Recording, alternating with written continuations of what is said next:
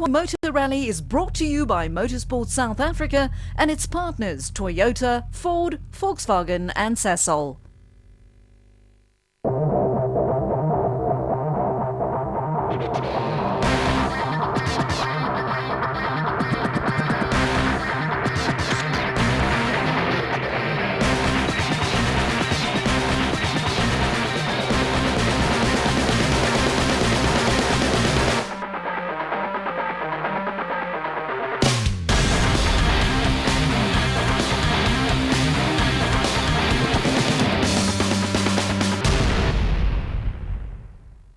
It's the rock band The Editors who proclaim that even an end has a start. Well, they sure know what they're talking about. But finding the point where the end of the 2013 SA National Rally Championship started is nay impossible. Now, with 6 rounds behind them, it was time to brave the penultimate round of the season, known as the Polokwane Motor Rally. For the crews in Class S1600, SA's top class for front-wheel drive rally machines, the championship had started ending a few events ago as the top men jostled for position at the head of the standings. But in rallying, even the best laid plans often go awry, and the gods of rally remain a fickle bunch. So no one was ready to bet the farm on any crew just yet. But round 7 would change all that, because after this event, it would be all over bar the shouting. After 6 rounds, it was the name of Clint Weston at the top of the standings, with Thilo Himmel just 2 points behind him, and Craig Trott just another 1.5 points further back.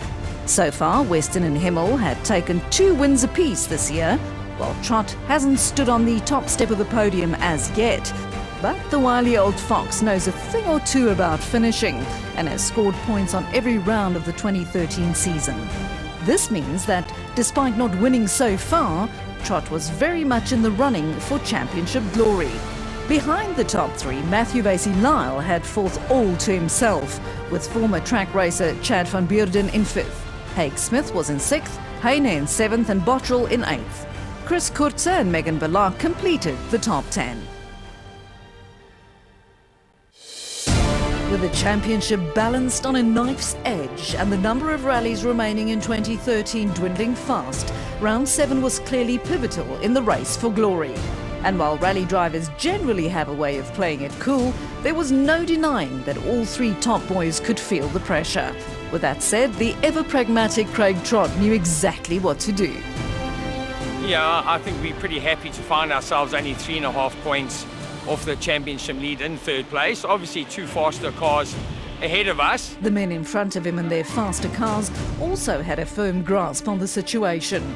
And if the rumours that abounded in the service park were true, young Thilo Himmel had even more to drive for than just the S1600 championship title. Not that he let anything slip, mind you. We're trailing by 2 points, but we'll give it a good push today and see tomorrow we're relying, and that's the plan for the rally.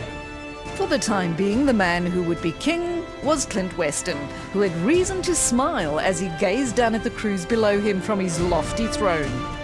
But kings topple easily in the world of rallying, and Weston was all too aware of the fragility of his lead. You pretty much choose to just go hard and clever and keep it consistent, and that's what we're going to do. But worrying about a lead is of no use. In this arena there's only one option, that's to come out swinging. There were, however, some formalities to take care of before battle could commence. First up was an impressive cavalcade through the streets of Polokwane, whereafter the mayor set each of the crews off in order to officially start the event. And just like that, the Polokwane Motor Rally was underway. The first stage of the rally was known as Polokwane Brick, and it formed part of a group of stages to the south of what was formerly Petersburg. This area played host to day 1 of the event, while stages to the north of the city hosted day 2. Polokwane Brick was a surprisingly sharp start to the rally, offering many opportunities to get things wrong. But absolutely nothing went wrong for championship leader Clint Weston. With navigator Christoph Snyders beside him, the pair pumped their little reef tanker Citroen C2 through the opening stage in 8 minutes 42.8 seconds. and we managed it nicely. We kept it nice and clean and fast. His time was 2.5 seconds faster than the man lying second in the championship, Thilo Himmel, in his locally built Toyota Etios R2.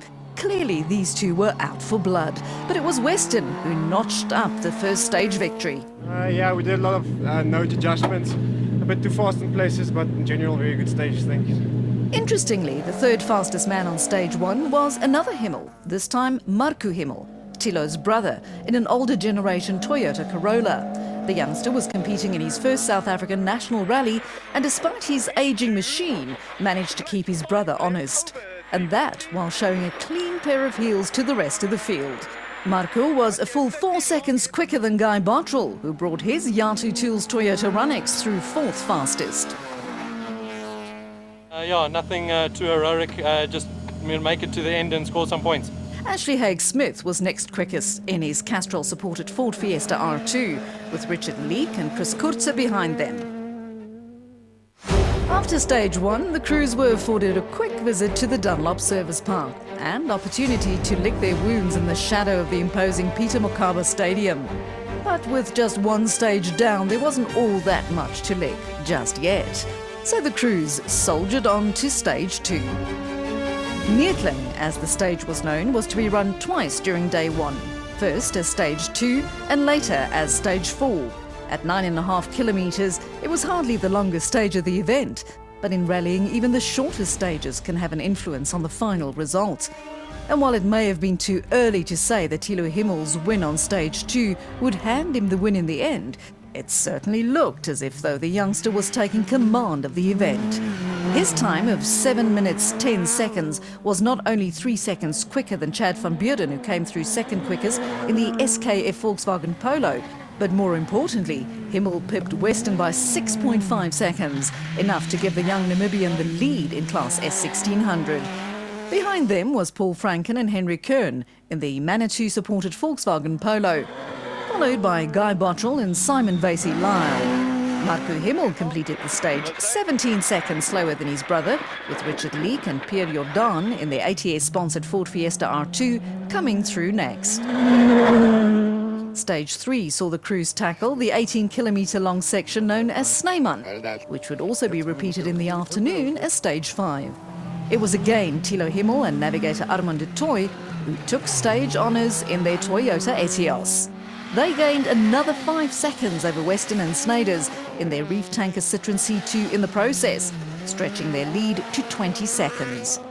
Guy Bottrell brought his Yato Tools Toyota Runex through third fastest, but a full 20 seconds slower than Weston.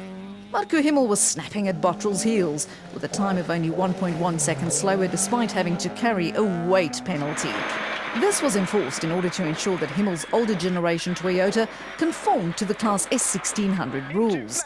Richard Leek was next quickest, followed by Franken in his Polo and Ernie van der Walt in a Ford Fiesta R2.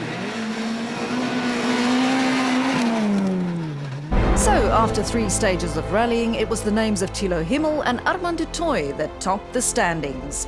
They were 20 seconds clear of Weston and Snyders in second, who in turn led Bottrell and Vasey Lyle by nearly 40 seconds. The second of the Himmels, Marco, with navigator Francis Schoenby next to him, was in fifth, just 2.7 seconds behind Bottrell.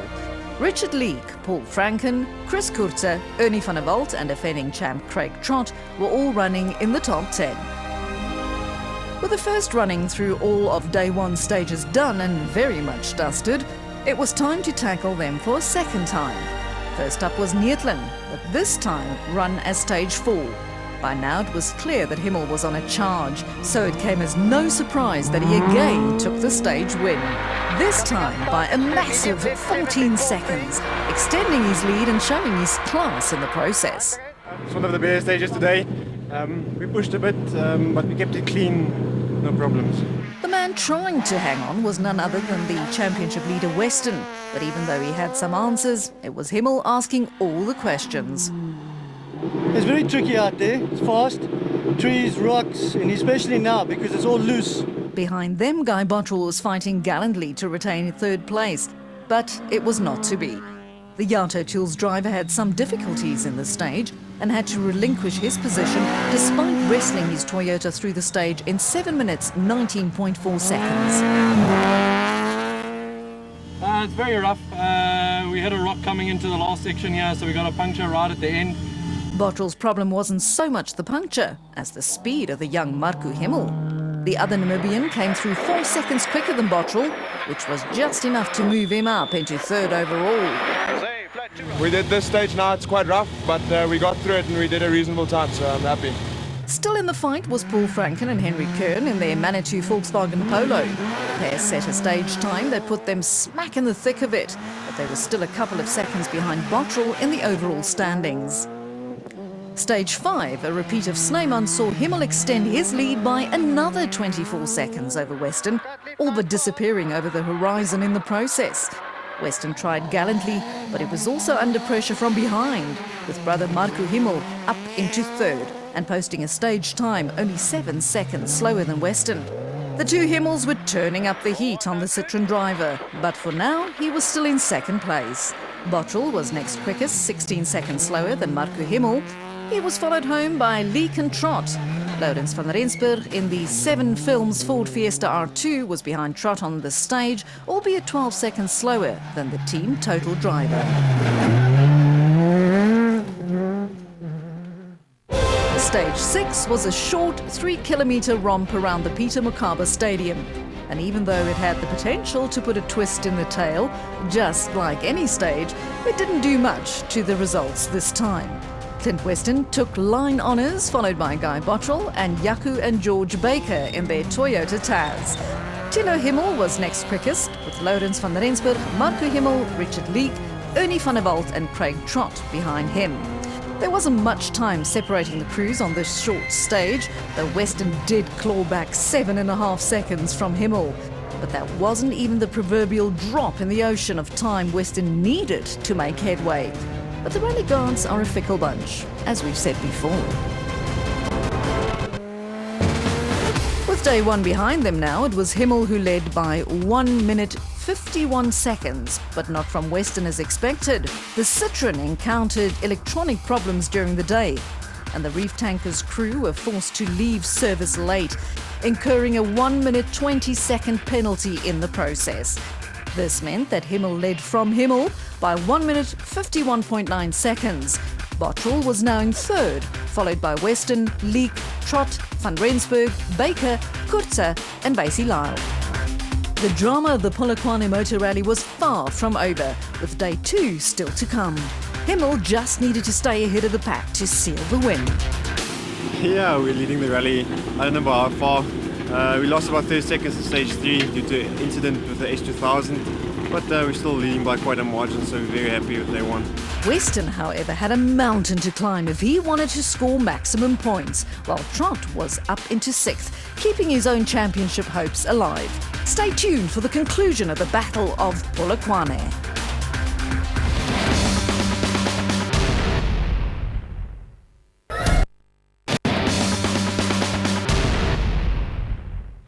Day 2 of the Polokwane Motor Rally dawned overcast and cold, uncharacteristic for this time of the year in this part of the world. The rally action moved north for day 2, with 4 stages of the farms in the area, followed by a final charge around the Peter Mokaba Stadium to end things. First up was stage 7, called Kruger. At 33.9 kilometres in length, this was the longest stage of the rally and offered real opportunities to make up significant time if you managed to hook it all up perfectly. And hooking it all up was exactly what rally leader Tilo Himmel and navigator Armand de Toy did in their Toyota Etios R2. The pair set a benchmark time of 23 minutes 25.5 seconds. That's 32 seconds faster than track racer turned rally driver Chad van Beurden. Van Beurden in his SKF VW Polo was well down the order after day 1, but was clearly looking good on day 2 so far. Marco Himmel brought his aging Toyota Corolla through just 4 seconds behind Van Beurden, with Bottrell and Leek coming through next quickest. Championship hopeful Clint Weston hemorrhaged time on the stage and finished at 1 minute 45 seconds slower than Himmel. This pushed Weston down to 5th overall, with youngster Richard Leek in his ATS Ford Fiesta R2 taking over the 4th spot. Stage 8 followed directly after, and it was again Himmel that came through quickest. He set another blistering stage time of 9 minutes 49.3 seconds and was completely in control of the event. No, we had a very good stage, very controlled, but we decided to push a bit. At the same time, Weston lost even more time on the stage and was getting dangerously close to being overtaken by Bottrell as well. But at last, the reason for Weston's slowness emerged. Got no power steering. Sadly for Bottrell, he too was having major issues in the Yatu Tools Toyota Runex. My gear lever's broken, so we were stuck in first gear. So Weston was now in 4th, staring down the barrel of yet another place lost. This was all playing into the hands of Himmel, who could all but see the championship shimmering over the horizon. His brother Marku was driving very well too and posted the 3rd quickest time on the stage. It's difficult with this car. The 100 kilograms that we had to put on to enter this class is hampering us, but it seems to be going well, so I'm happy. Further down the order, defending champion Trott was having issues of his own. We've had a few problems with the intercom, and it becomes intermittent, and the stage before this I had quite a few overshoots because I couldn't quite understand what she was saying. I could hear her, but... So even though the Himmels were making it look all easy at the head of the field, it was clear that this was not an easy rally for the rest of the crews. And it showed in the standings too. After 8 stages, it was the 2 Himmels who topped the standings, with young Richard Leek driving like a demon to take 3rd. Weston had slipped into 4th and was just ahead of Bottrell in 5th. Trott was up next and had Van Rensburg, Kurte, Weisilau and Verlaak behind him. After a visit to the Dunlop Service Park all the way back in Polokwane, it was time to tackle the stage known as Kruger again. This time it was being run as Stage 9, and it was another vantage stage for Thilo Himmel. The Namibian again went fastest and posted a time of 9 minutes 49.3 seconds. Right, 5 plus coming up, into left 4 plus. Very nice, just kept it at a controlled pace and just trying to control the pace behind us and keeping it clean. Marku Himmel set the 2nd fastest time, an unbelievable 4 minutes slower than his brother. The youngster was still in 2nd place and enjoying every moment of it. I think we pushed quite hard, not to the limit, just not taking any unnecessary risks. Bottrell came through 3rd fastest, just 2 seconds slower than Marku Himmel, but still not quite fast enough to overhaul Weston. Richard Leek in the ATS Ford Fiesta was next fastest, 12 seconds slower than Bottrell and fast enough to remain firmly in 3rd place. Weston lost another minute and a half to Himmel, but for him it was clear that a win was out of the question. A good showing on the final 2 stages, however, might just be enough to push him up into 3rd. Not the win he wanted, but maybe enough to keep him in touch with Himmel come the final round. But it wasn't to be. Weston lost more time on stage 10, sealing 3rd place for Leek in the process. At the same time, Thilo Himmel continued to dominate up front, posting the fastest time on the stage. So much for not taking any risks. His time was 25 seconds quicker than Chris Kurte, who had suddenly found a turn of pace in his locally built Toyota Etios R2. Marku Himmel came through 5 seconds slower, with Leek following 9 seconds behind. Trott was up next, followed by Van Rensburg, Van der Walt and Verlaak, all ahead of the luckless Weston, who must have thought his championship was down the tubes at this point. All that remained of the Polokwane Motor Rally was one final blast around the stadium stage, a stage which was aimed at showing off these state-of-the-art rally machines to the local populace of the city, rather than affecting much of the final standings. Weston redeemed himself somewhat on the stage by posting the quickest time, but he didn't gain enough over anyone to make any real headway. In the end, it all ended the way it had been before the start of the stage. So after 11 stages, it was Himmel who took the win, followed by brother Marco, Richard Leek and Clint Weston. Trott was up next, with Van Rensburg, Kurze and Wysie Lyle behind him. A great result for Himmel, but not the result he wanted for Weston. Trott himself must have been somewhat disappointed, though there was still an outside chance of a championship win if it all went wrong for Weston and Himmel on the garden route. But in a cruel twist of fate, things went wrong for both Himmel and Weston shortly after the Polokwane Motor Rally ended. Both teams were excluded from the final results. Himmel was excluded for allegedly working on his car during the remote refuel north of Polokwane, while Weston allegedly received outside assistance in returning to the service park earlier in the day. As with all things legal, both teams vehemently denied the allegations, or at the very least feel that exclusion was a harsh penalty under the circumstances. But by the time the sun finally set on the Polokwane Motor Rally, the reality was that neither of the two championship contenders scored any points in Limpopo, making the final round on the garden route one of the most nail-biting affairs ever in Class S1600. With the exclusions enforced, this is the way the Polokwane Motor Rally officially ended. Marco Himmel took a maiden victory, with Leek moving up to second. Trott scored third, placing him on pole position for the race for the ultimate crown in 2013. The rest of the field each inherited 2 spots on the standings, putting a smile on many a face in the process. There was less of a smile on the face of Marco Himmel, despite officially winning his first ever event. The youngster was pragmatic about the results and would probably have preferred to see his brother take the spoils. It's an odd feeling at the moment. Unfortunately, I don't consider this as a win. Fair and square, my brother actually beat me by times, and it's never good to inherit a win in the office of the stewards, but it's unfortunately the way rally goes, and it doesn't do the sportsmanship of the sport any good, but it's the way it is and we need to accept it.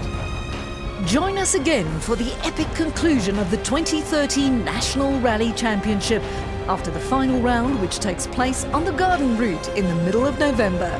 Will Trott hang on to take yet another class championship?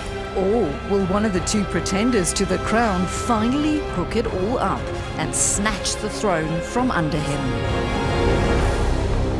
All the highs and lows, twists and turns from the Polokwane Motor Rally 2013 was brought to you by Motorsport South Africa and its partners Toyota, Ford, Volkswagen and Sasol.